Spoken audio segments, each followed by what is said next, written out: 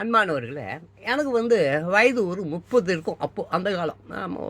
90ஸ்ல. அப்ப அந்த Vahini studio means what? Vijaya Vijaya hospital இருக்குல்ல, அவங்க தான். அத விட்டுரு. அப்புறம் அப்படி அது லென்த்தா ஆயிடும், நீ பார்க்க மாட்ட.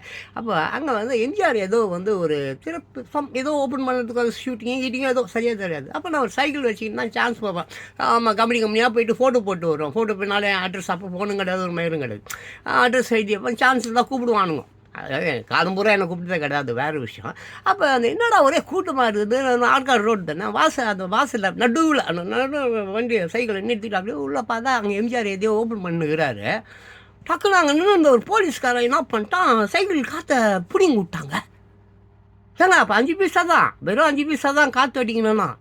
என்கிட்ட காசுகளெல்லாம் ஒரு பிச்சைக்காரன் சான்ஸ், சினிமா கம்பெனி ஏறி ஃபோட்டோ போடுறது தான் வேலை. காற்று பிடிங்கிட்டான். கோவம் வந்து சைக்கிளை அப்படியே தூக்கி போலீஸ்காரன் மேலே போட்டுங்க.